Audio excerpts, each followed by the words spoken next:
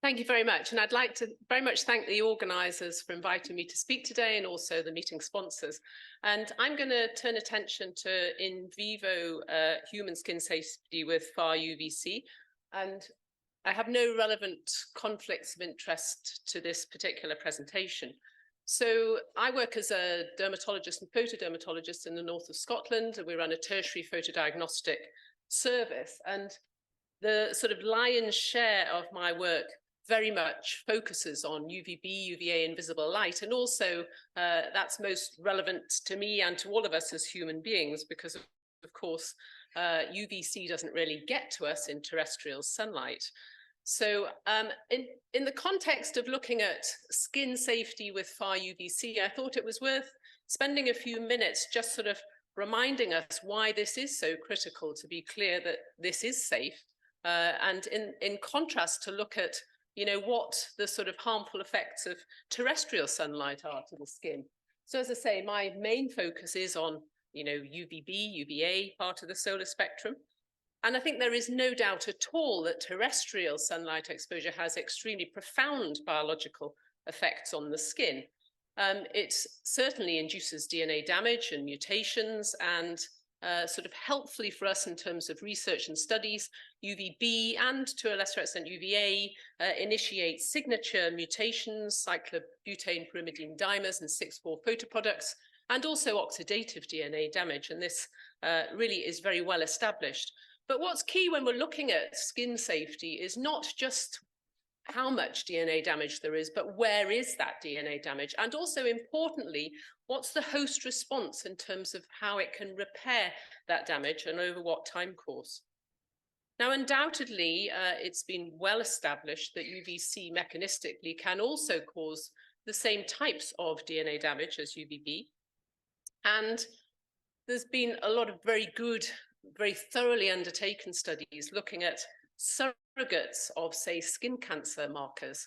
So if you go and you get a sunburn like this lady has, if we biopsy that, which we don't tend to very often do, even after one single exposure, you will see keratinocyte apoptosis, necrosis, skin damage. You will see P53 switch on. You will see CPD dimers. Anthony Young and several other researchers have done some very nice work, and it appears that the CIE action spectrum for induction of erythema with UV very closely mirrors that of CPD dimer and DNA damage formation. And interestingly, CPD dimer formation will occur at suberythemal levels. So we can't be reassured, particularly if we just don't see erythema. And also conveniently, the erythemal action spectrum overlies really the non-melanoma skin cancer induction action spectrum. So just as a reminder, and again, I think in the context of moving on to what's the safety of Far-UVC, we have to keep in mind what actually does terrestrial sunlight do to us. So undoubtedly with chronic, repeated, even low-level terrestrial UV exposure, we see chronic photodamage, as we can see here, with sparing on photoprotected sites. Even in the north of Scotland, where I work, skin cancer is a huge problem. It is the commonest cancer in white skin populations. Here we show two examples of basal cell carcinoma, which represents the commonest skin cancer, 80% of non-melanoma skin cancers, and certainly occurs mainly on chronically UV exposed sites and is associated with chronic UV exposure. This gentleman's bald head takes up a lot of my working time. If you end up with a chronically photodamaged head like this, it is extremely difficult to manage. And it is also the scene of field change, carcinogenesis, precancer change. If we were to biopsy any bit of that head, we would see architectural atypia, dysplasia, CPD dimers, you name it. And there is a high risk that this unstable scalp will go on to develop into an invasive SCC, squamous cell carcinoma, with metastatic potential. So I think we can't be over careful about ensuring that any UV source we use is safe. Of course, there's a lot more coverage of melanoma because of its metastatic risk.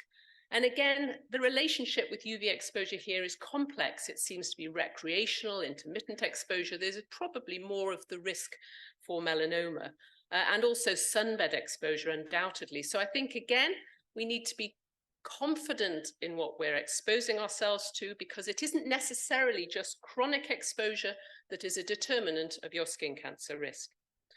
I touched on host response, host repair. This shows a very extreme example. This is an autosomal recessive condition, xeroderma pigmentosum, affects 1 in 250,000 people. If you have this condition, you get the same DNA damage as the rest of us do when we're out in terrestrial sunlight, but you can't repair it. This girl was around about 14, 15 and had skin that really had the photo damage of someone in their, probably in their 80s, living in a sunny clime. And unfortunately, there is a high risk of metastatic invasive melanoma SCC. So I think host repair, this is an extreme example of this, but undoubtedly we see other conditions. And interestingly, some photoactive medications that can impair your DNA repair. So what your host response is a big factor. Also, your UV immune suppression and immune surveillance. The skin is a highly immune active organ. In all of us, when we are exposed to UV, we immunosuppress. In organ transplant recipients, where their cutaneous immunity is removed, we see a precipitous increased incidence of skin cancers, particularly SCCs with higher metastatic potential. So your host response in terms of your immune surveillance is key in terms of UV safety. Again, a main part of my role is running the photodiagnostic service. In contrast to immunosuppression, we actually see a lot of patients who have switch on of immune surveillance, UV induction of a variety of immunological photosensitivity conditions. And in this case, again, you have to be pretty confident that any UV source you're going to be using on a chronic basis is not going to increase the risk of patients developing their susceptible immune photosensitivity disorders. This condition in the middle, polymorphic light eruption, is actually prevalent in 1 in 5 people in this part of the world. I'm saying this part of the world, I apologize, in Scotland, in Northern Europe. And there's some very interesting work. We've heard a little bit yesterday about the microbiome. The skin's microbiome is pretty key, and it's really a pretty understudied area so far. Some very nice work emerging from Peter Wolf and colleagues in Graz in Austria, which has shown that in the presence of an intact skin microbiome, UV has less of an immunosuppressive effect. So actually, we shouldn't again underestimate what our skin microbiome is doing in terms of our immune defense. So I've digressed a little bit there, but I thought it was important to set the scene before we turn to, okay, how safe is Far-UVC? And we've been very encouraged so far by the presentations yesterday and earlier on today. And undoubtedly, we know, and courtesy of Sanya Vox, thank you, that, Far-UVC has a profoundly virucidal and pathocidal, bactericidal effect. And it is tempting to assume when you look at penetration depth studies that actually we shouldn't really see any problem with Far-UVC. And encouragingly, the data that we've heard so far would support that, because your typical stratum corneum thickness in humans is around 14 microns. And as we can see here, all Far-UVC should really be absorbed within that stratum corneum. So it was a little surprising to us when we undertook our first in-human clinical trial of Far-UVC in healthy volunteers, and we actually stopped the study prematurely. This was the sterile ray Far-UVC light source, with around 88% of it centered around 222 nanometers, but 3% of it was at greater than 250 nanometers. We didn't really suspect that would necessarily be a problem at the time, but actually what we saw erythema at doses between 40 to 50 joules per centimeter squared, millijoules per centimeter squared in all of our 4 skin type 1 and 2 subjects. And we saw CPD dimer induction in all subjects. And in 2 of those subjects, we saw basal layer CPD dimers. So this was most certainly an alarm bell with that early study. And if we look at that in context, we were seeing erythema at doses below those that would have been required for bacteriostatic effects. Although it was above the ICNIRP threshold exposure limit. Courtesy of David Sliney, thank you for this image. and also you and Edie. This really demonstrates that only a tiny 0.1% of incident light should reach as far as 20 microns into the epidermis. And if we look at the difference between, say, the sterile ray and the filtered Far-UVC source with the UCO device that we went on to study, you'll see that there is a significant difference in those longer UVC wavelengths emitted. So we went on in Dundee, again, really hadn't had interest in Far-UVC at all until the pandemic, and then all of a sudden it was all sort of, you know, blazes go as soon as the pandemic hit. And this was a study in a single subject, skin phototype 2, where we exposed to the UCO Far-UVC device, and actually, encouragingly, we saw no erythema at doses right up to 6,000 millijoules per centimetre squared. And in contrast with the sterile ray device with those longer UVC wavelengths, we were seeing erythema at 40 to 50 millijoules per centimetre squared. Interestingly, we did see, as you can maybe just detect here, slight yellowing of the skin at the higher 6,000 millijoule per centimetre squared dose. And I'll come back to that in a moment.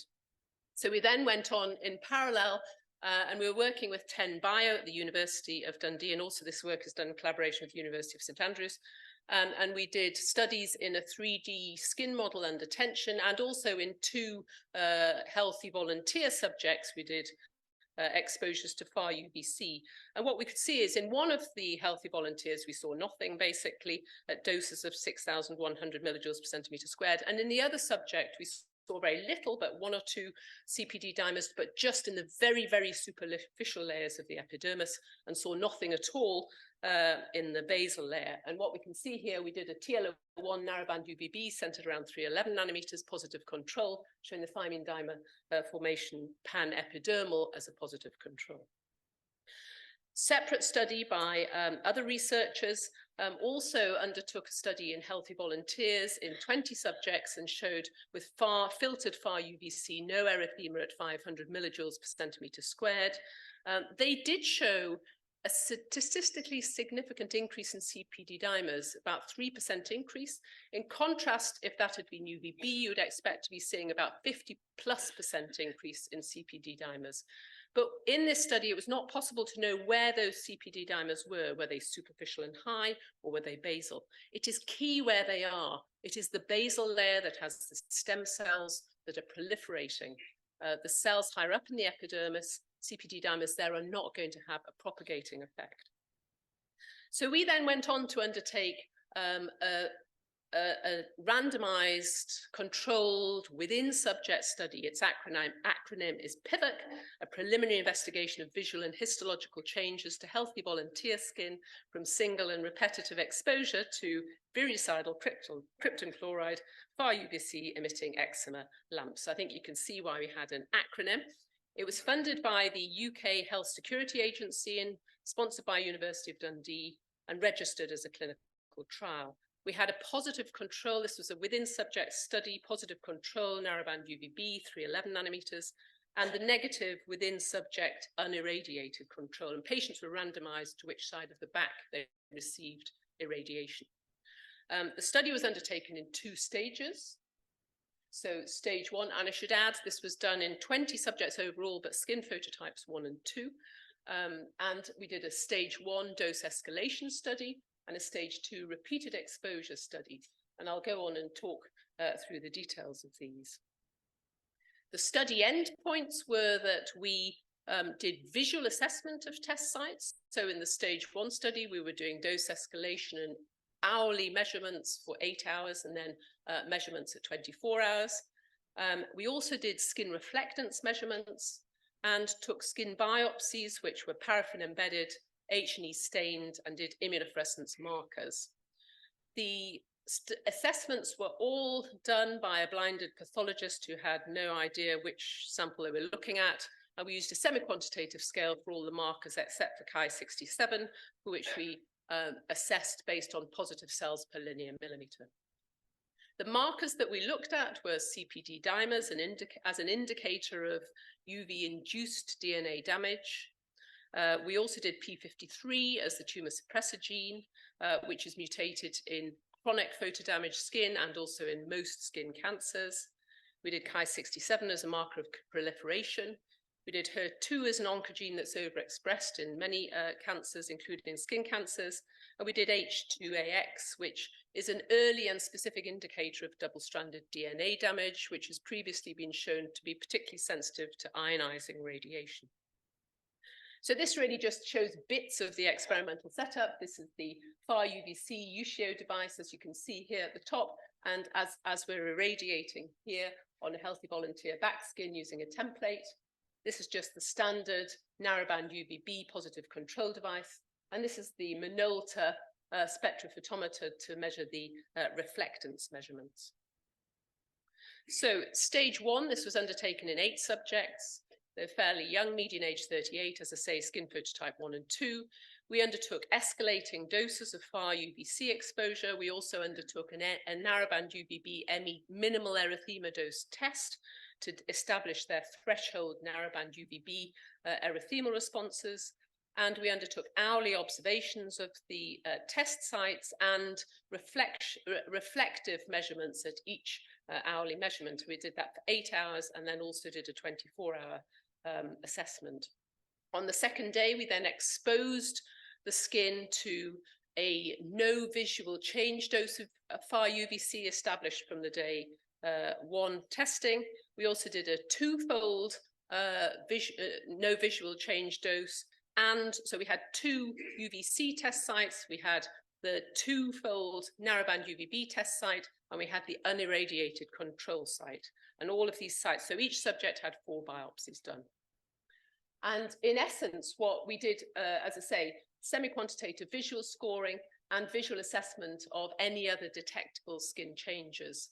And actually, rather unexcitingly, we saw no visual changes at all in any of the 8 subjects at any of the dose exposure sites. And I think, I hope you can see in this lighting, but this is a normal TL01 narrowband UVB erythemal 24-hour test site response, and this is a negative response in the same subject to Far-UVC. Looking at the reflectance measurements, we actually did see, so with the reflectance measurements, we see this gives us axes of blue-yellow shift, white-black shift, red-green shift. The only slight change we saw was this increase in the blue-yellow axis. And I think you can see that here. This is dose dependency. So we saw it was greater at the higher exposure doses and peaked around about 6 hours.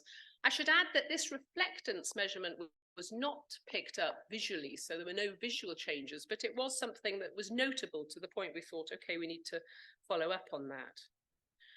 And the results of histopathology, what we showed was that undoubtedly the narrowband UVB control, we showed pan-epidermal CPD dimer formation, so it shows that the narrowband UVB positive, the experimental setup is working. We did not show any significant CPD dimer induction with the Far-UVC, nor did we show any significant changes with the H2AX, the Ki-67, the P53, or the HER2. And I'll just summarize that here. So really, with the stage 1 dose escalating study, we showed no erythema or visual changes at any of the Far-UVC test sites. We saw no significant changes in any of the histopathology markers that we had studied. And we saw a small UVC dose-dependent increase in skin reflectance for the yellow, blue, peaking at 6 hours. We then went on to do stage 2, which was more to try and mimic repetitive exposure, now albeit only within a 4-day exposure test setup. But this was undertaken in 12 subjects, 12 different volunteers, again, fairly young age, skin type 1 and 2. And we used a Far-UVC total daily exposure dose of 3,000 millijoules per centimeter squared, divided into 2 1,500 aliquots, if you like. And we did that over 4 days. We also did a narrowband UVB erythema test site again. And on day 4, we exposed the skin to the 2-fold narrowband UVB, and we biopsied the repeated exposure UVC site, the narrowband UVB positive control, and the negative unirradiated skin. And what we can see here is, again, we saw basically nothing with any of the far-UVC sites that had been chronically exposed. So there were no visual skin changes, and we didn't actually pick up any visual yellowing of the skin with any of the irradiations. What we see here, this is CPD dimer immunohistochemistry staining, and what we can see here is this is the positive narrowband UVB control. And I think we can see here is we've got pan-epidermal, so full thickness, clear CPD dimer formation with narrowband UVB.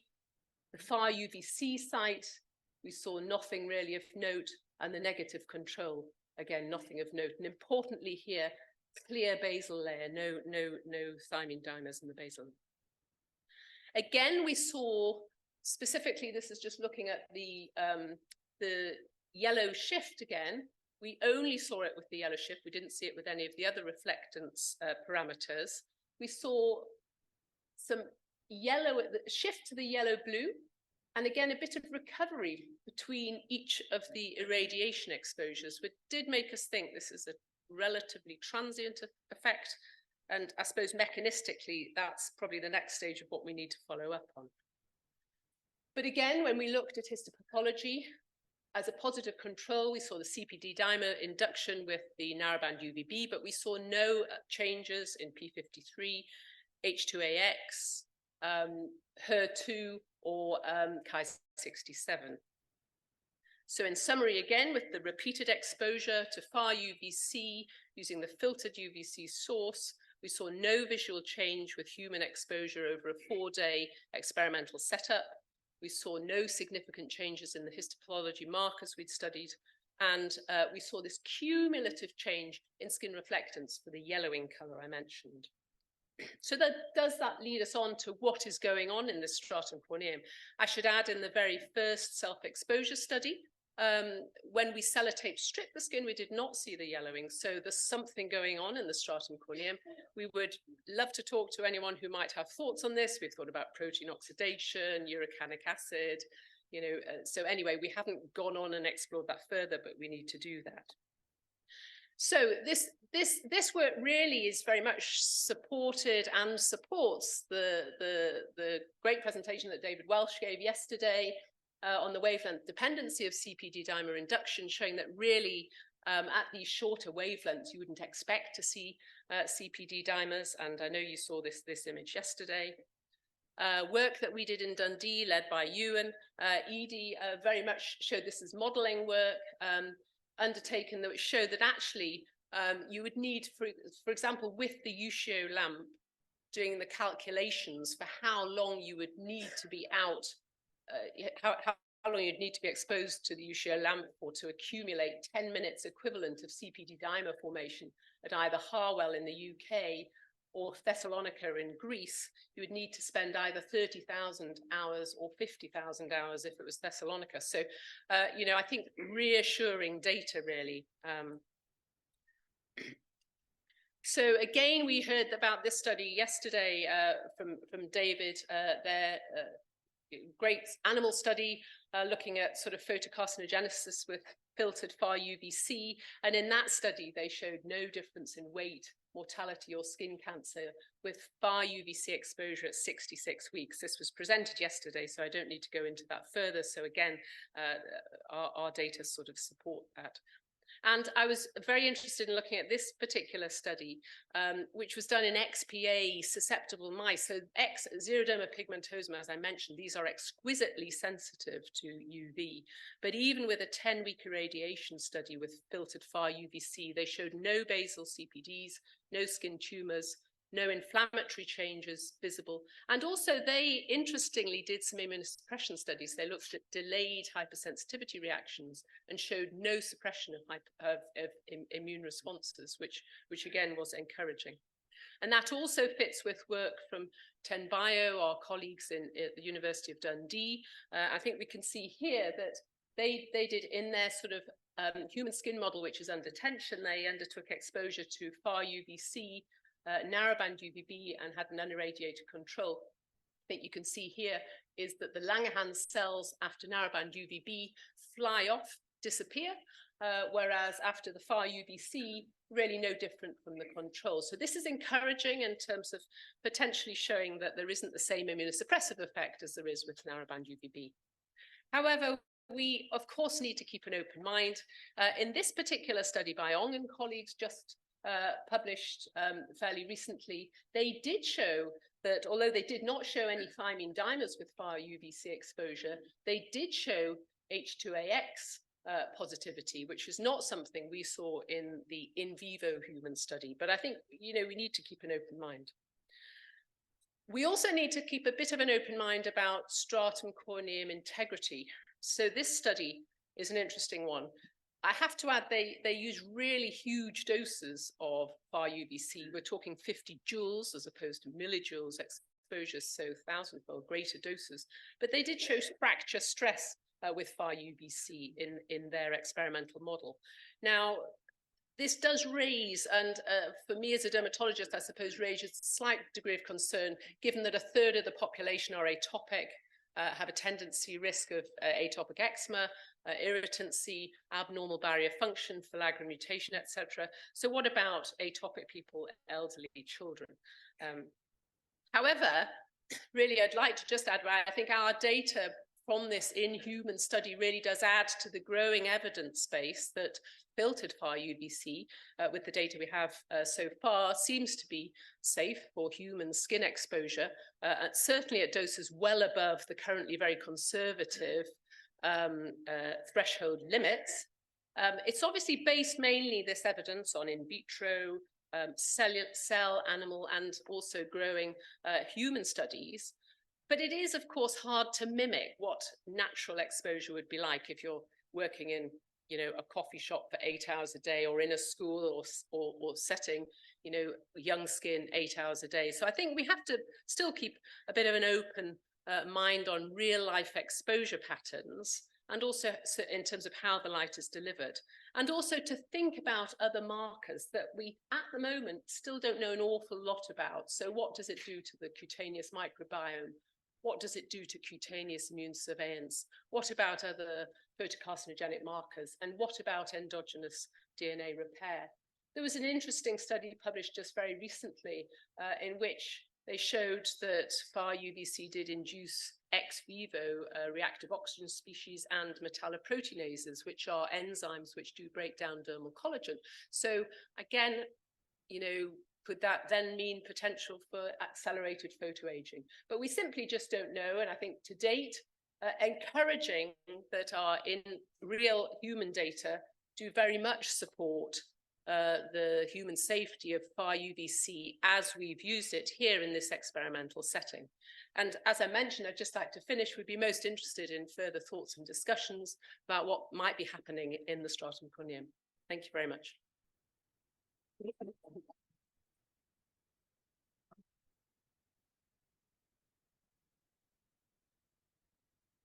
I'm sure there'll be some questions. Who wants to be first? Dieter? Wonderful talk. You really covered a lot of aspects, and overall showed it's very safe. What comes to my mind, based as a suggestion, the main barrier, as we all agree, is the stratum corneum. And the stratum corneum can widely vary in thickness. So after chronic sun exposure, it can increase in thickness, which would it make more safe. But also there are some, after shaving, after tape stripping, after using of some peeling agents and in some cosmetic agents, you remove intentionally or unintentionally the stratum corneum. And it would be a great future study also intentionally, exactly like you did, but do it with tape stripping and see if after tapes, basically worst case scenario, you could induce some erythema or so. Just a wonderful study, wonderful work. Thank you very much. Thank you very much. I totally agree. We just sellotape stripped the one individual, so we didn't do that in all the subjects in the definitive clinical trial. But thank you. Point very well taken.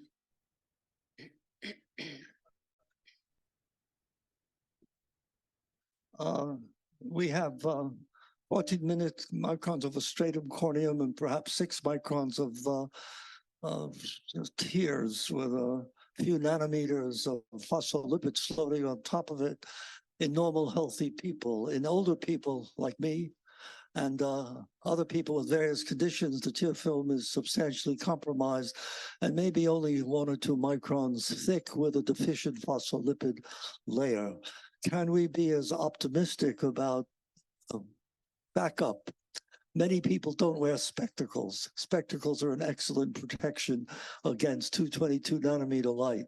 But can we be as optimistic as you are about the skin when the potential for damage to the eye has not been fully considered? Although I do retain an optimism because I think there are protective mechanisms that create an avoidance reaction. But still, perhaps you could say a few words about that small segment of the surface of the human body. Yeah, no, I fully agree. And I think the caveat of everything I say is that it is within the experimental settings that we've all studied this in. And we don't know with real life exposure. And I was absolutely fascinated by the the presentations earlier today about the complexity and difficulties of doing these real life studies and the challenges of all the variables and of changing epidemiological settings, etc. And so I think it makes it quite difficult to know. I guess my concern also would be, what about the older stratum corneum and, as I say, the bald scalps? So no, I'm not looking at you, but so yes, so I think it's yeah, I mean, and lubricating eye drops, the elderly will often use lubricating. How much do they contribute? I'm definitely talking out with my area of expertise now, but I would agree that if the tear film is significantly thinner than the stratum corneum, then we couldn't extrapolate these observations into the setting of the eye. Any other? Yes, David. So your comments about the stratum corneum, I mean, we should be concerned about its thickness in terms of protecting things below it. Yeah. But it itself, should we be worried about effects within the stratum corneum? Well, I mean, the stratum corneum is not viable. So essentially it's compacted dead keratinocytes with, lipid component between. But it is obviously biochemically, biologically, and chemically active. And one of the speakers, I can't recall who was talking earlier today about indirect effects. Do we need to be worried about indirect effects? So it's one of the reasons we're interested in following up on the yellowing of the skin, because what is going on there? So, for example, if it was photoisomerization of urocanic acid, well, that's then immunosuppressive in turn and will have indirect effects.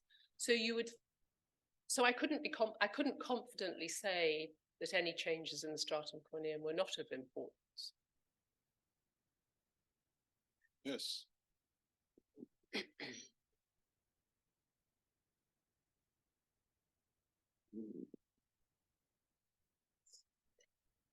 Maybe unrelated question. How long does it take to basically replace the stratum corneum? Is it weeks? Is it days? Depending on age? 2 weeks it will have turned over. 2 weeks. Yeah. Thank you. Is there a difference between kids and elderly people? Well, at extremes of the age spectrum, there will be body site matched. There will be thinner stratum corneum. So that is why I suppose we're thinking about, would children and older adults be more susceptible, more at risk? And it's very body site dependent as well. So, your upper eyelids very thinned, but then you've got to take into account that when you would have your exposure, you go around generally with your eyes open. So that is not a site where we, for example, see much terrestrial UV photo damage. So there's quite a few variables you'd need to take into account. You mentioned that erythema is associated with DNA damage. What is actually happening there biologically? Because wouldn't it also be associated with reactive oxygen species production as well? Yes, so certainly any UV, well, if you take UVB, for example, you'll get CPD dimers, you'll get a whole host of biological changes. You get TNF alpha, cytokine production, you get oxidative damage, you get singlet oxygen production, reactive oxygen species generation. So you get a whole host of effects. And importantly, with the CPD dimers, you don't have to have erythema. So very nice work done by Anthony Young showed that actually you will get CPD dimer induction at sub-detectable erythemal levels. So I don't think you can say, oh, well, we haven't got erythema, therefore we're fine. I think that'll have to be it for Thank you very much. this. Thank you.